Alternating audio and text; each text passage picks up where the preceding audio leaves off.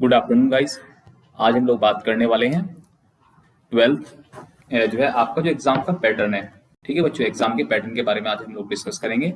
और CBSE twelfth, सबसे पहले जरूरी है आपके जानना कि आपका जो सिलेबस है सिलेबस क्या है। तो यहाँ पर कुछ एग्जाम पैटर्न दिया हुआ है। तो एग्जाम पैटर्न जो आपका है वो एकेडमिक ईयर 2021 एंड 22 के लिए है। तो यहाँ पर जो आप सामने देख सकते हैं स्क्रीन पर आपके सामने क्लास 12 अकाउंटेंसी एग्जाम पैटर्न। तो बच्चों आपका जो एग्जाम पैटर्न है वो किस तरह का होगा, तो आप यहाँ पे देखिएगा। सबसे पहले देखिए यहाँ पर यूनिट ए एंड उसके बाद है पर्टिकुलर। देखिए यहाँ पर क्या है कि जो पार्ट्स ए में है, ए को पार्ट्स 3 में डिवाइड किया गया है। पार्ट्स ए को 3 पार्ट्स में डिवाइड किया गया है, unit first, unit second and unit third. तो यहाँ पर देखिए जो सबसे पहले आपका यह है आपका financial statement, not for profit organisation. तो ये आपका जो है 10 मार्क्स का आएगा।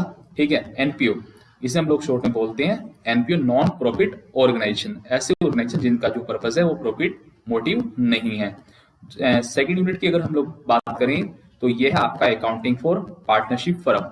जो अकाउंटिंग फॉर पार्टनरशिप फर्म है ये आपकी 30 मार्क्स की एग्जाम में आएगी। उसके बाद चलते देखिए यूनिट थर्ड है आपकी कंपनी। ठीक, ये कंपनी आपकी जो है 20 मार्क्स की आएगी एग्जाम में। इस तरह से मिला करके टोटल आपका 60 मार्क्स का ये पैटर्न है। उसके बाद चलते हैं देखिए पार्ट बी में क्या है, फाइनेंशियल स्टेटमेंट एनालिसिस। इसे 2 पार्ट्स में डिवाइड किया गया है, फोर्थ एंड फिफ्थ। जो फोर्थ पार्ट है यह है एनालिसिस ऑफ फाइनेंशियल स्टेटमेंट और उसके बाद है कैश फ्लो स्टेटमेंट। ठीक है, ये आपका जो एनालिसिस ऑफ फाइनेंशियल स्टेटमेंट है ये आपका 12 मार्क्स का आएगा और आपका कैश फ्लो एग्जाम में 8 मार्क्स का आएगा। इस तरह से मिला करके इसका जो टोटल वेटेज है वो है आपका 20। उसके बाद देखिए, उसके बाद स्टूडेंट्स जो बाद में आपका एग्जाम में जब एग्जाम टाइम आ जाएगा उस टाइम पे आपका जो है प्रोजेक्ट वर्क होगा। तो इसमें ये है आपका पार्ट सी। पार्ट सी में क्या है कि आपको प्रोजेक्ट फाइल बनानी है और फाइल के जो मार्क्स रहेंगे वो रहेंगे 4। उसके बाद एक रिटन टेस्ट होगा, उसके 12 मार्क्स रहेंगे और आपका वाइवा होगा, उसके 4 मार्क्स रहेंगे। इस तरह से मिला करके आपके 20 का ये हो गया।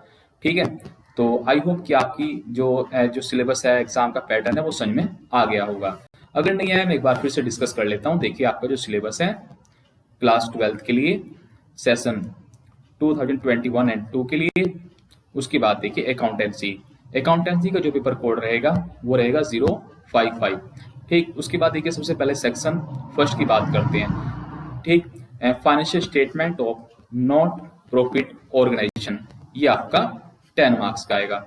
उसके बाद अकाउंटिंग फॉर पार्टनरशिप फर्म आपकी 30 मार्क्स की रहेंगी।